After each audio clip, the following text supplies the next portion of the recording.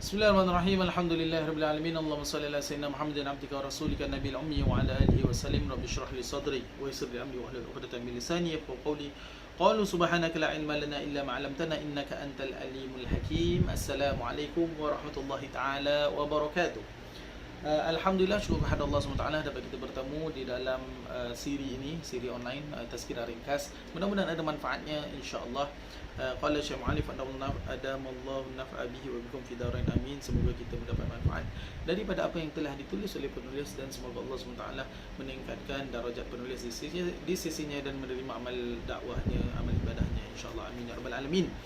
Kita bersambung syariat kelahiran daripada kitab Indahnya Hidup Bersyariat, bab pengurusan uri pula. Kita dah cerita pasal nama, dah cerita pasal azan iqamah, tahnik, memberikan khabar gembira. Sekarang kita masuk bab uri. Uri ni apa? Uri disebut al-mashimah dalam bahasa Arab. Uri atau dikenali juga sebagai placenta adalah sesuatu yang keluar sesudah bayi dilahirkan. Uri adalah satu organ yang bersambung dengan tali pusat yang berfungsi sebagai alat yang membekalkan makanan dan oksigen kepada bayi di dalam kandungan. Masya Allah, tabarakallah, indahnya ciptaan Allah SWT. Allah bukan saja berikan zuriat, berikan dia punya whole package dalam perut tu, sistem untuk pemakanan bayi, oksigen bayi. Allah sebelum lahir saja Allah dah jaga. Sweetnya Tuhan kita Allah SWT.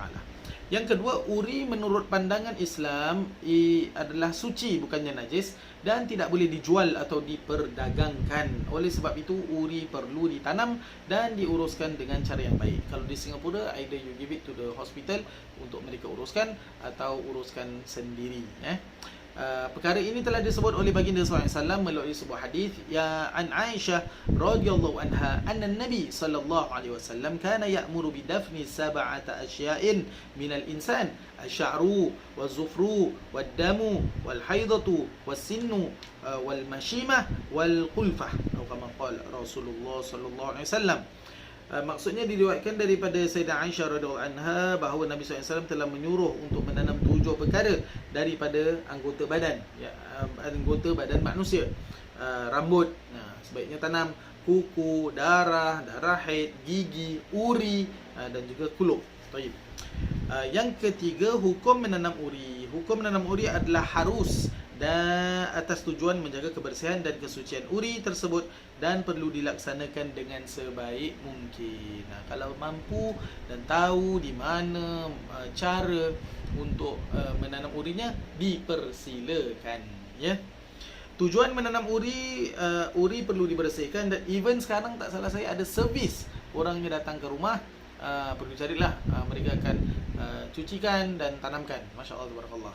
Singapura ni dah tak payah keluar rumah, Duduk rumah je. Duduk rumah main handphone je. Astagfirullahalazim. Uri perlu dibersihkan dan ditanam supaya tidak digonggong dan dimakan oleh haiwan, dan sebagai satu fitrah dalam menghormati tubuh badan manusia yang merupakan sebahagian daripada anggota badan manusia yang dicipta oleh Allah Subhanahu Wa Taala. Jadi sebaiknya kita menanamnya. Kalau mampu, tak mampu tak apa. Ada orang takut, ustaz saya nak bawa balik, nanti Pontianak ikut lah, malam-malam fridge saya kena buka lah, gegar lah, itulah inilah. Allah masuk Islam. Itu kerana sibuk setiap malam dengar cerita hantu. Podcast pun dengar podcast cerita hantu. 24 jam hantu. Saya ni seorang ni seram. Allah masuk Islam Muhammad. Ceritanya, berimanlah kepada Allah SWT, berimanlah kepada Allah SWT. Wujud memang wujud, jin semua wujud, tapi ceritanya di sini adalah apa?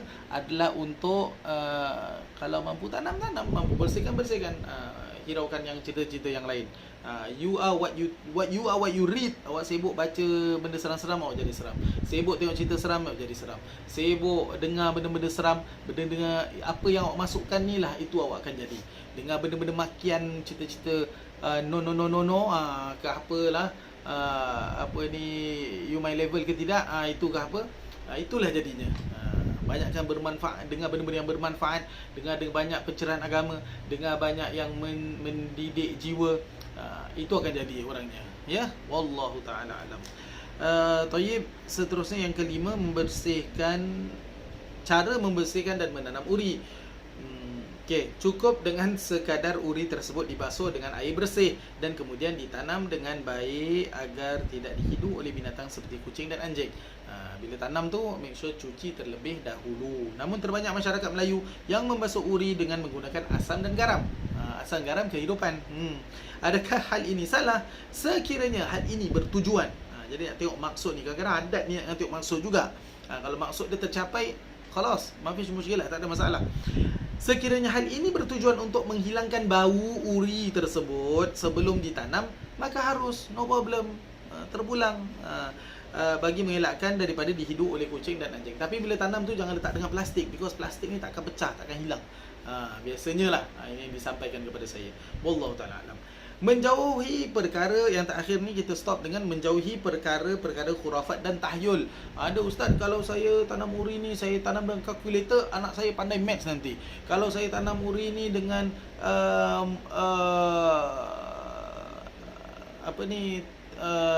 laptop, dia akan pandai komputer ustaz.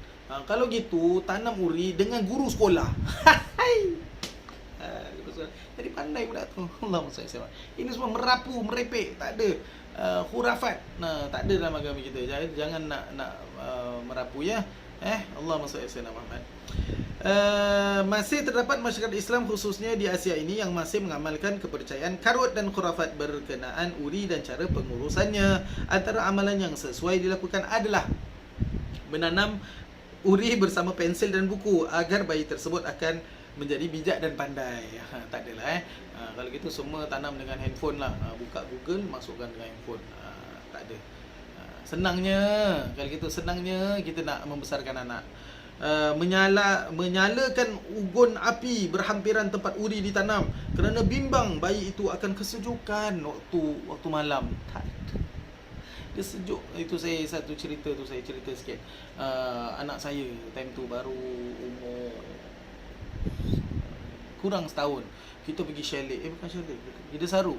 Malam-malam tu dekat hotel tepi laut, menangis tu macam mana ni. Baca ayat kursi tak jalan, azan tak jalan, risau. Pergi bilang adik-beradik saya, bilang bapak saya dan sebagainya. Kakak saya kasih satu je, cuba tutup aircon. Saya pun tutup. Tidur budak tu. Sejuk rupanya. Jadi tak semestinya. Sikit-sikit je gangguan. Sikit-sikit. Tidak semestinya. Kena tengok segala aspek. Ya. Wallahualam. Menanam uri bersama duit shilling agar suatu hari nanti anak tersebut akan menjadi kaya. Oh, senangnya. Meletakkan lilin atau pelita di kawasan uri yang ditanam dengan keyakinan supaya bayi tersebut tidak akan kembung perut pada sebelah malam atau ketika hujan. Menanam paku dan benda-benda tajam bersama uri yang ditanam bagi mengelakkan uri tersebut daripada mendekati makhluk halus. Masya Allah, tabarakallah. Macam-macam, tapi tidak ada dalam ajaran agama kita. Sebagai Muslim yang beriman kepada Allah SWT dan Rasulnya, maka kita perlulah menjauhi perkara-perkara tahayul dan khurafat yang boleh menjerumuskan kita kepada syirik terhadap Allah SWT. Allah berfirman dalam surah An-Nisa, a'udzubillahi minasyaitonirrajim, innallaha la yaghfiru an yushraka bihi wa yaghfiru ma duna dzalika liman yasha wa man yusyrik billahi faqad iftara itsman 'azima. Surah Al-Azim. Maksudnya, sesungguhnya Allah SWT tidak akan mengampunkan dosa syirik mempersekutukannya dan akan mengampunkan dosa yang lain daripada itu bagi sesiapa yang dihendakinya, yakni menurut aturan syariat Allah. Dan sesiapa yang mempersekutukan Allah dan dengan sesuatu yang lain, maka sesungguhnya dia telah melakukan dosa yang besar. Wallahu ta'ala alam.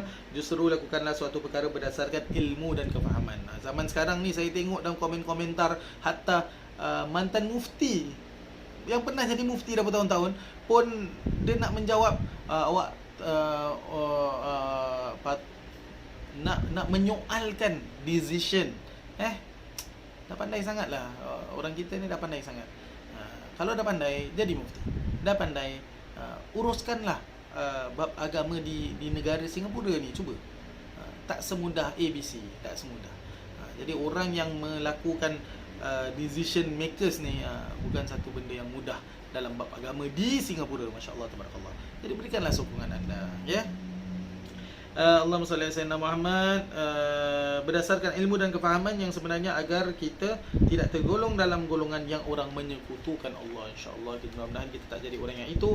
Amin ya rabbal alamin. Yang baik itu datang daripada Allah SWT, kekurangan daripada saya sendiri. Saya mohon ampun dan maaf sekiranya salah dan silap. Kalau guru-guru terkasar, minta maaf ya. Tak ada niat, tak ada apa. Wallahu ta'ala alam. Kita jumpa lagi pada tazkirah yang lain insya-Allah. Wassalamualaikum warahmatullahi taala wabarakatuh.